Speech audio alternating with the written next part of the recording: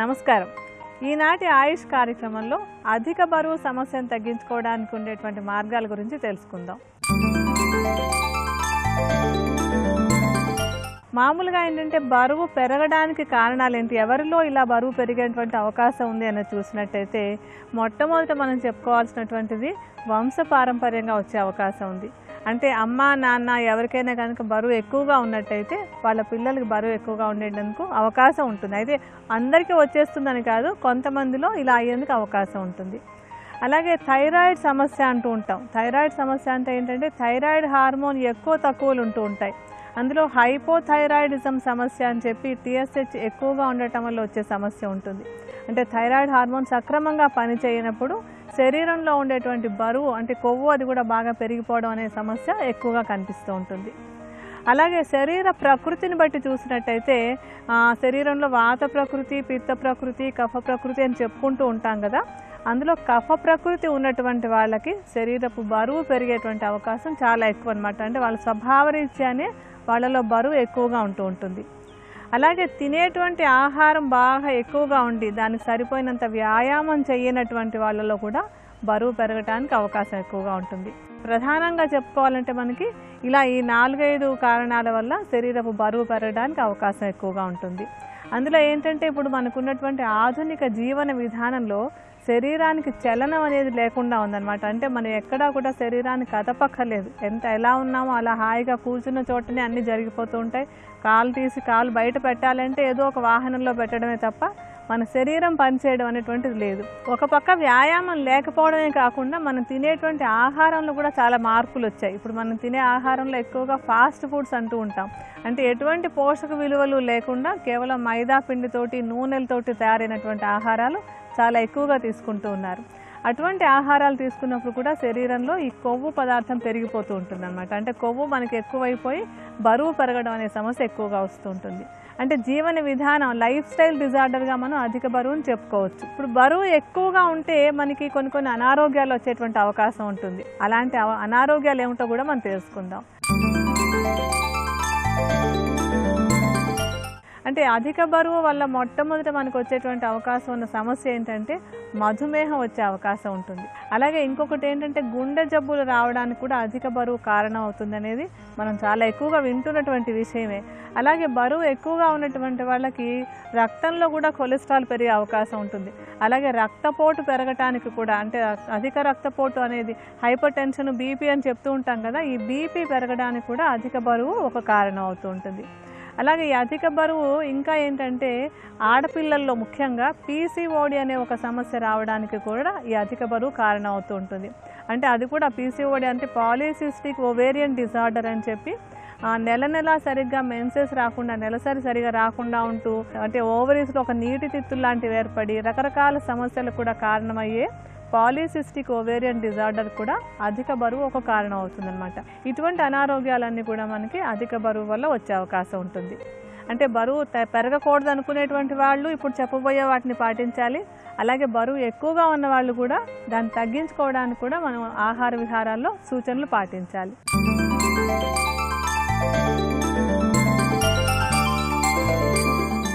ముఖ్యంగా ఆహారం చాలా ముఖ్యమైనటువంటి అంశం. ఈ బరువు తగ్గించుకోవాలంటే ఆహారమే చాలా ముఖ్యమైనటువంటి అంశం అన్నమాట.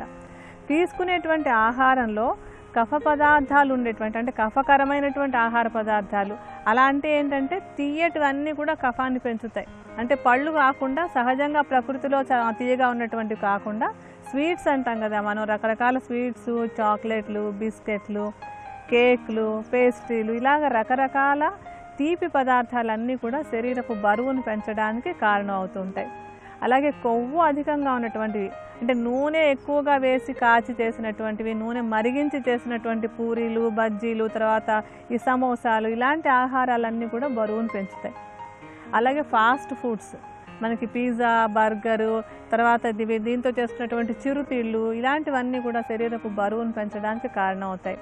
ఇటువంటి ఆహారాలన్నీ కూడా పూర్తిగా మానేసేయాలి. మానేసి ఏం తినాలి, ఏం తింటే మనకి బరువు తగ్గుతుంది అని చూసినట్టయితే చేదు రుచి ఉన్నటువంటి ఆహారాలన్నీ కూడా మన శరీరం బరువు తగ్గడానికి బాగా తోడ్పడతాయి. చేదు రుచి ఉన్నవి అంటే ఏంటి? గోరుచిక్కుడుకాయ, దొండకాయ, ఆకుకూరలు, తర్వాత కాకరకాయ, మెంతి కూర, ఇలాంటివన్నీ కూడా మనకి శరీరపు బరువు తగ్గడానికి బాగా తోడ్పడతాయి.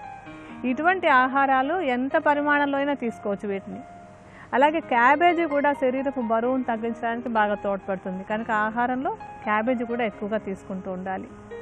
అలాగే బరువు తగ్గాలనుకున్నప్పుడు ఏంటంటే వేడి నీటిని ఎక్కువసార్లు తాగుతూ ఉండాలి. పదే పదే వేడి నీటిని తాగుతూ ఉంటే కూడా శరీరంలో ఉండేటువంటి కొవ్వు కరగడానికి అవకాశం ఎక్కువగా ఉంటుంది. మరొక సూచన ఏంటంటే మామూలుగా మనం అన్నం తినేటప్పుడు మంచినీళ్ళు తాగుతూ ఉంటాం కదా, చాలామందికి ఏంటంటే తింటున్నప్పుడు తాగాల నీళ్లు, తిన్నాక తాగాల, మధ్యలో తాగాల, ఇలాంటి సందేహాలు అవి ఉంటూ ఉంటాయి. శరీరపు బరువు తగ్గాలి అనుకునేటువంటి వాళ్ళు ఆహారం తీసుకోవడానికి ముందు ఒక గ్లాస్ మంచినీళ్ళు తాగి తర్వాత ఆహారం తీసుకుంటున్నట్టయితే దానివల్ల శరీరపు బరువు తగ్గడానికి అవకాశం ఉంటుంది. అలాగే ఆహారంతో పాటుగా మరొకటి ఏంటంటే విహారం. విహారం అంటే ఏమిటి? మనకి వ్యాయామం అన్నమాట. శరీరపు బరువు తగ్గించుకోవడానికి వ్యాయామం చాలా చాలా ముఖ్యమైనటువంటి అంశం.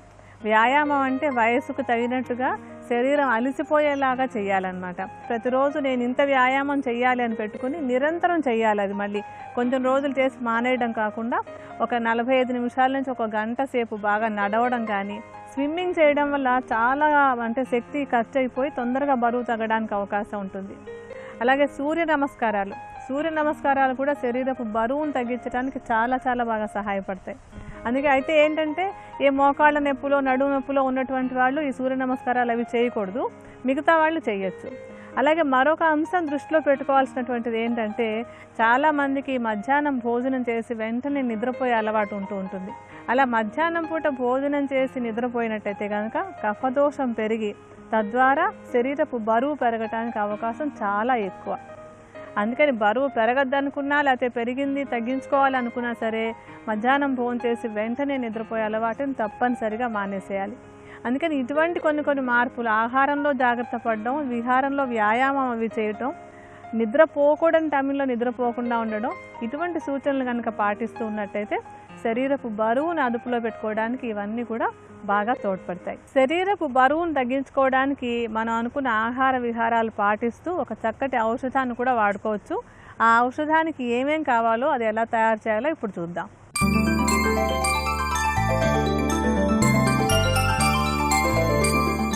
అధిక బరువు సమస్యను తగ్గించుకోవడానికి కొన్ని మూలికలతోటి మనం ఒక మంచి ఔషధాన్ని తయారు చేసుకోవచ్చు. ఈ ఔషధం తయారు చేసుకోవడానికి ఏంటంటే మనం వాడుకునేటువంటి మూలికలు కఫదోషాన్ని తగ్గించేలా ఉండాలి, మేధస్సు అంటే కొవ్వును తగ్గించేలాగా ఉండాలి, ఇంకా జీర్ణశక్తిని మెరుగుపరిచేలాగా ఉండాలి. సో అలాంటి లక్షణాలు ఉన్నటువంటి కొన్ని మూలికల్ని కలిపి ఒక ఔషధాన్ని తయారు చేసుకుందాం.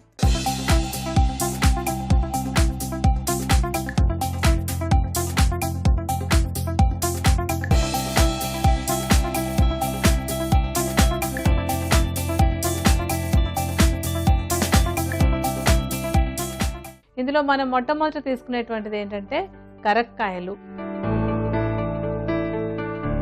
ఈ కరక్కాయలు మేధో దోషాన్ని అంటే ఎక్కువగా ఉండేటువంటి కొవ్వును కరిగించడానికి బాగా సహాయపడతాయి.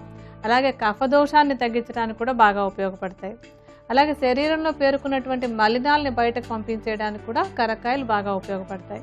అంటే విరేచనం అది సాఫీగా అయ్యేలాగా చేసి కొన్ని అక్కర్లేని పదార్థాలని శరీరంలోంచి విరేచనం ద్వారా బయటకు పంపించేస్తాయి అన్నమాట. ఈ కరక్కాయలను ఏం చేయాలంటే కొంచెం దంచి ఆ లోపల ఉన్నటువంటి గింజలను తీసేసి పెచ్చుల్లాగా తీసుకుని వాటిని చూర్ణంలా చేసుకోవాలి. ఈ కరక్కాయ పెచ్చులతో చేసినటువంటి చూర్ణాన్ని 50 గ్రాములు తీసుకుందాం. అయితే మీకు చూపించడం కోసమని నేను కొంచెంగా కరక్కాయ చూర్ణాన్ని విడిగా పెడతాను. కరక్కాయ చూర్ణాన్ని కొద్దిగా తీసి విడిగా పెట్టుకుందాం. కరక్కాయల తర్వాత మనకు కావాల్సినటువంటిది ఉసిరి పెచ్చులు. ఈ ఉసిరి ఏంటంటే ఒక చక్కటి రసాయనం. ఉసిరి రసాయనం అంటే రసాయనం ఎప్పుడు కూడా శరీరంలో అక్కర్లేనివి ఏవైనా ఉంటే బయటకు పంపించేసి కావాల్సినవని చక్కగా ఉండేలాగా చేస్తుంది. అంటే అధిక బరువు లేదా కొవ్వు ఎక్కువగా ఉందంటే ఏంటంటే శరీరంలో జరగవలసినటువంటి క్రియలన్నీ సరిగా జరగటం లేదని అర్థం. ఆ క్రియలను సరిచేయడానికి ఉసిరికాయలు బాగా ఉపయోగపడతాయి. ఉసిరికాయలని ఎండబెట్టేసి వాటిని పెచ్చులాగా తీసుకుని వాటిని చూర్ణంలా చేసుకోవాలన్నమాట. ఈ చూర్ణాన్ని కూడా ఒక 50 గ్రాముల పరిమాణంలోనే తీసుకోండి. మీరు 50 గ్రాముల చూర్ణాన్ని వేసుకోండి. నేను కొద్దిగా ఈ ఉసిరి చూర్ణాన్ని ఇందాక మనం కరక్కాయ చూర్ణం ఎంత తీసుకున్నామో అంతే పరిమాణంలో కలుపుతాను. ఆ తర్వాత మనం తానికాయలు తీసుకుందాం. ఈ తానికాయలు కూడా శరీరంలో ఉండేటువంటి అధికంగా ఉండే కొవ్వును తగ్గించడానికి బాగా సహాయపడతాయి. అలాగే శరీరంలో ఉండేటువంటి కఫదోషాన్ని తగ్గించడం, మలినాల్ని బయటకు పంపించడం కూడా అంటే ఇందాక కరక్కాయ లాగానే ఇది కూడా తానికాయలు కూడా మనకి ఆ పనులన్నీ బాగా చేస్తాయి. ఈ తానికాయలతో చేసుకున్నటువంటి చూర్ణాన్ని కూడా 50 గ్రాముల పరిమాణంలోనే వేసుకోవాలి.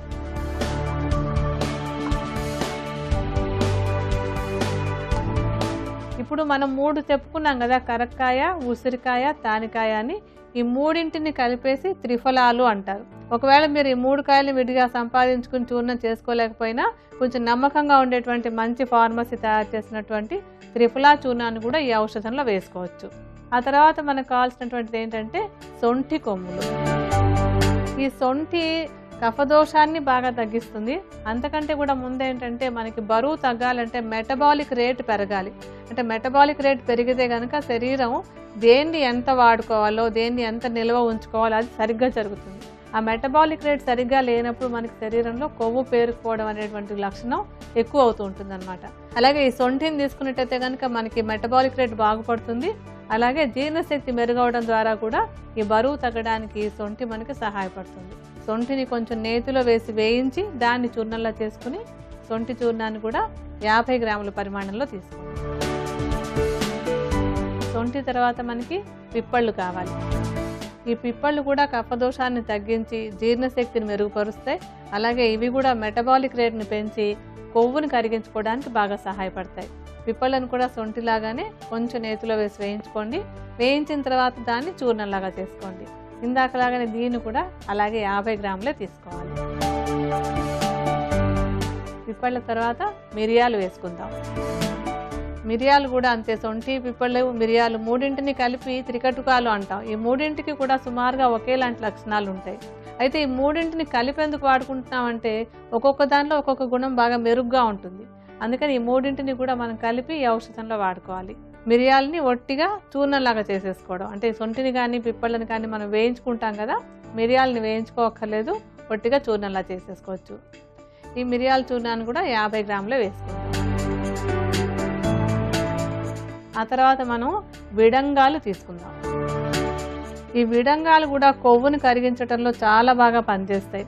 అలాగే శరీరంలో ఏవైనా అంటే విడంగాలకి కృమిహారం అనేటువంటి గుణం ఉంటుంది. ఏవైనా మనకి క్రిములు ఉంటాయి కదా, కడుపులో పురుగులు అలాంటివన్నీ కూడా, అలాంటివి ఏమన్నా ఉన్నా సరే వాటిని క్లియర్ చేసేసి మన జీర్ణ మండలం బాగా పనిచేసేలాగా, కొవ్వు కరిగేలాగా ఈ విడంగాలు తోడ్పడతాయి.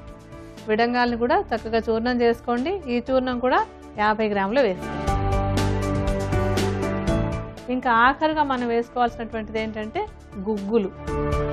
ఈ గుగ్గులకి మొట్టమొదట మనం చెప్పుకోవాల్సిన లక్షణమే కొవ్వును తగ్గించడం. అంటే శరీరం పైకి కనిపించేటువంటి కొవ్వు అవనివ్వండి, రక్తనాళాల్లో ఉండేటువంటి కొవ్వు అవనివ్వండి, ఎక్కడ కొవ్వు ఉన్నా సరే ఆ కొవ్వును తగ్గించడానికి గుగ్గులు చాలా బాగా ఉపయోగపడతాయి. గుగ్గులు ఏంటంటే నేరుగా ఇలా వాడేసుకోకూడదు, మనం దాన్ని శుద్ధి చేసుకుని వాడుకోవాలి. అంటే ఇది ఇంట్లో ఎవరికి వాళ్ళు శుద్ధి చేసుకోవడం కొంచెం కష్టమైనటువంటి విధానం. అంతకంటే మనకి బజార్లో శుద్ధి చేసినటువంటి గుగ్గుల చూర్ణం దొరుకుతుంది.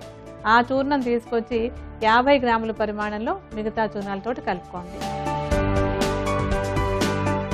మనకి ఔషధానికి మొత్తం 8 మూలికలు కావాలి. అందులో మొట్టమొదటి 3 త్రిఫలాలు, తర్వాత 3 త్రికటుకాలు, తర్వాత మనం వేసుకున్నటువంటిది విడంగాలు, తర్వాత శుద్ధ గుగ్గులు.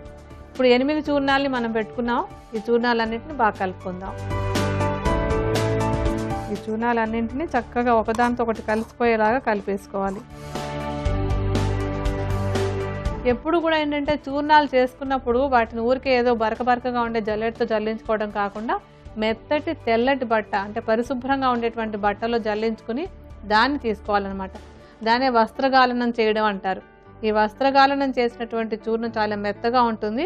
ఆ చూర్ణం మనకి అరగడం తేలిక అవుతుంది. కొంచెం బరకగా ఉన్నవైతే కనుక మనకి అరగకుండా ఒక్కొక్కసారి అజీర్ణంగా బయటకు వెళ్ళిపోతూ ఉంటాయి.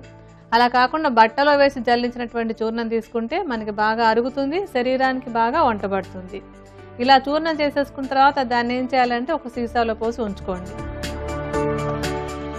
సీసాలో పోసి ఉంచేసుకున్నాక దాన్ని రోజు ఉదయం ఒక్కసారి, సాయంత్రం ఒక్కసారి ఒక చెంచాడు చూర్ణాన్ని తీసుకుని కొంచెం మజ్జిగలో కలుపుకోవాలి. ఈ ఔషధాన్ని ఎలా వాడుకోవాలంటే సుమారుగా ఒక చెంచాడు చూర్ణాన్ని తీసుకుని 1 కప్పు మజ్జిగలో ఈ చూర్ణాన్ని కలుపుకోవాలి. 1 చెంచా చూర్ణాన్ని తీసుకుని మజ్జిగలో కలిపేసుకోవాలి. మజ్జిగలో బాగా కలిపేసుకుని ఈ ఔషధాన్ని కలిపినటువంటి ఆ మజ్జిగని తాగేసేయాలన్నమాట. అలా ఉదయం ఒకసారి సాయంత్రం ఒకసారి మజ్జిగలో కలుపుకుని ఈ ఔషధాన్ని కనుక రెగ్యులర్గా కనీసం 6 నెలల పాటు తీసుకుంటూ ఉన్నట్టయితే అధిక బరువును తగ్గించుకోవడానికి ఇతర సైడ్ ఎఫెక్ట్స్ ఏవి లేకుండా మంచి మంచి ఎఫెక్ట్స్ అనమాట. ఇప్పుడు ఈ మందు మనం బరువు తగ్గడం కోసం చేసుకునేటువంటి మందులో కొలెస్ట్రాల్ తగ్గుతుంది, జీర్ణశక్తి బాగా పనిచేస్తుంది, విరేచనం సాఫీగా అయిపోతుంది. ఇలాగా మనకి పక్కన వచ్చేటువంటివన్నీ ఏంటంటే సైడ్ బెనిఫిట్స్ వచ్చేలాగా ఉండేటువంటి ఒక చక్కటి ఔషధం కనుక దీన్ని ఎవరికి వాళ్ళు తయారు చేసుకుని అధిక బరువును తగ్గించుకోవడానికి ప్రయత్నం చేయొచ్చు.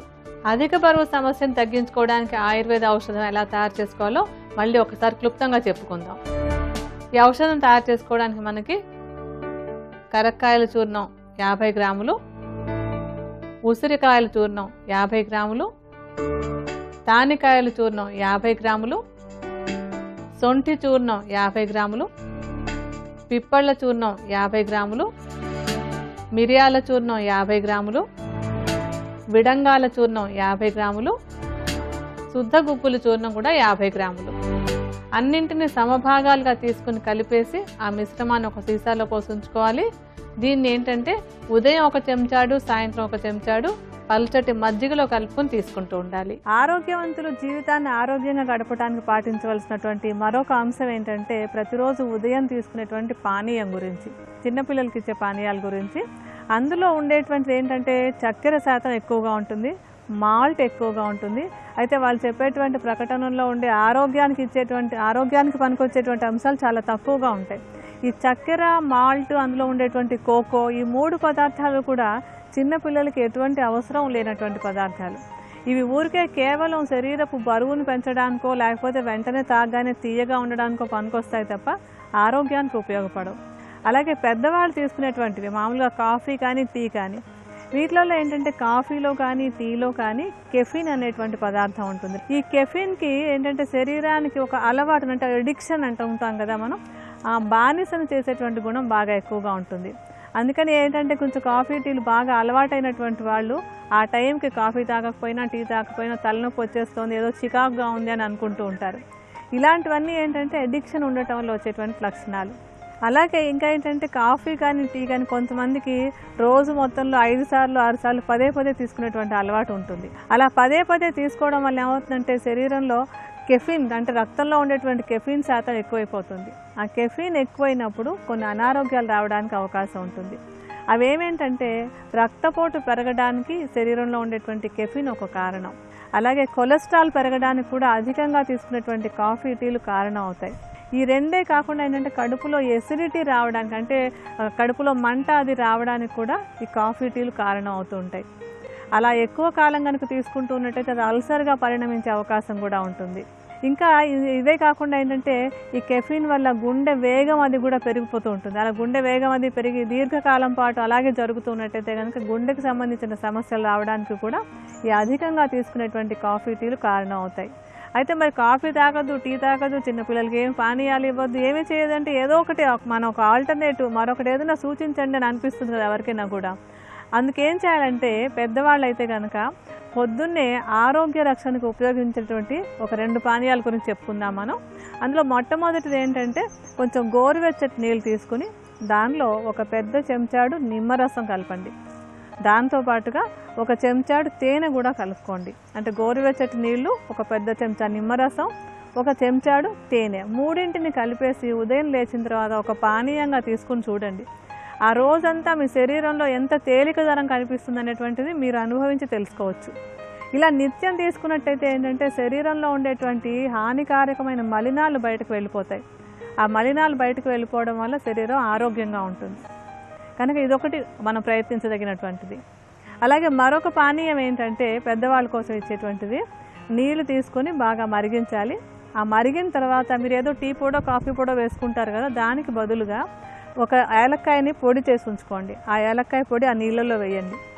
దాంతో పాటుగా ఒక 10 తులసి ఆకులు కూడా కడిగేసి వేయండి. అంటే తులసి ఆకులు ఏలక్కాయలని వేడి నీళ్ళలో వేసి ఒక టీ లాగా కాచుకుందాం. ఇలా కాచుకున్నటువంటి దాన్ని వడపోసేసుకొని పానీయంలాగా తాగడం. అది కూడా అంతే, మన శరీరంలో ఉండేటువంటి మలినాలు బయటకు పోయి ఆరోగ్యంగా ఉండడానికి బాగా తోడ్పడుతుంది. ఈ రెండు కూడా పెద్దవాళ్ళు ప్రయత్నించదగినటువంటివి. అలాగే చిన్నపిల్లలకి ఏదైనా ఇవ్వాలంటే కనుక మనకి బజార్లో దొరికే ఈ కోకోలు మాల్ట్లు ఉన్నవి కాకుండా ఆరోగ్యంగా ఉండేందుకు మరొక పానీయం చేసుకోవచ్చు. దీనికోసం ఏంటంటే మనం బాదం పప్పును తీసుకోవాలి, కుంకుమ పువ్వుని తీసుకోవాలి, తర్వాత ఏలక్కాయలు. బాదం పప్పు, కుంకుమ పువ్వు, ఏలక్కాయలు. దీనిలో ఏంటంటే బాదం పప్పుని కొంచెం నానబెట్టైనా తీసుకోవచ్చు, లేకపోతే మనం పొడి చేసైనా పెట్టేసుకోవచ్చు. ఒక చెంచాడు బాదం పప్పు పొడి, తర్వాత ఒక చిటికెడు కుంకుమ పువ్వు, 2-3 చిటికెలు ఏలక్కాయ పొడి. ఈ మూడింటి మిశ్రమాన్ని ఒక కప్పు వేడి పాలలో కలిపేసి పిల్లలకి తాగడానికి ఇవ్వండి. చూడ్డానికి రంగు బాగుంటుంది, మంచి వాసన ఉంటుంది, పిల్లలు ఆనందంగా తీసుకుంటారు. దీనిలో నుంచి కూడా వాళ్ళకి ఆహారంలోంచి మనం ఇచ్చేటువంటి పోషక విలువలన్నీ కూడా చక్కటి ఈ బాదం పప్పులో నుంచి వాటిలోంచి పోషక విలువలు అవి వచ్చి పిల్లలు ఆరోగ్యంగా ఉండడానికి తోడ్పడతాయి. ఇటువంటి పానీయాలు కనుక నిత్యం తీసుకుంటూ ఉన్నట్టయితే మనం చక్కగా ఆరోగ్యంగా ఉండడానికి ఈ పానీయాలు తోడ్పడతాయి.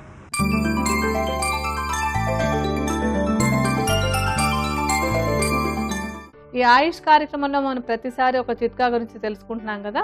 ఇవాళ మనం తెలుసుకోబోయేది ఏంటంటే ముఖం మీద ముడతలు పడకుండా ఉండడానికి ఏం చేయొచ్చు అనేది. అందరికీ కూడా బాగా ఇష్టమైనటువంటిది యాంటీ రింకిల్ క్రీమ్స్ అని కూడా మనం ఎక్కువగా వాడుతూ ఉంటారు. అలాగా కాకుండా ఏంటంటే దీన్ని మనం అంటే ఈ సమస్య రాకుండా ఉండడానికి నువ్వుల నూనె బాగా సహాయపడుతుంది. నువ్వుల నూనెని 2 రకాలుగా వాడాలి. మనం ముఖం మీద ముడతలు పడకుండా ఉండడానికి 2 రకాలుగా వాడుకోవాలి. ఒకటి ఏంటంటే ఈ నువ్వుల నూనెని కొంచెం గోరువెచ్చగా చేసుకుని ముఖం అంతా మసాజ్ చేసుకోవాలి. ప్రతిరోజు ఒకసారి మసాజ్ చేసుకుని ఒక అరగంట పాటు ఉంచుకుని వేడి నీటితో కడుక్కుంటూ ఉండాలి. మరొకటి ఏంటంటే ఈ నువ్వుల నూనెని ఒక 3-4 చెంచాల పరిమాణంలో తీసుకుని నోట్లో పోసుకుని బాగా పుక్కిలు పట్టినట్టు అలా అంటారు కదా, ఆ విధంగా పట్టుకొని కొంతసేపు ఉంచుకోవాలి. ఒక 3-4 నిమిషాల పాటు అలా ఉంచుకుంటూ ఉండాలి. ప్రతిరోజు ఒక్కసారి ఇది కూడా చేస్తున్నట్టయితే అంటే నోట్లో ఆ నూనెని పెట్టుకుని కొంచెం ఆయిల్ పుల్లింగ్ అని కూడా ఇంతకుముందు అంటూ ఉండేవారు. అలాగ నోట్లో పెట్టి ఉంచుకోవడం, తర్వాత పైకి ఆయిల్తో మసాజ్ చేసుకోవడం. ఈ 2 కూడా ముఖం మీద ముడతలు పడకుండా ఉండటానికి మనకి సహజంగా దొరికినటువంటి మంచి మార్గం.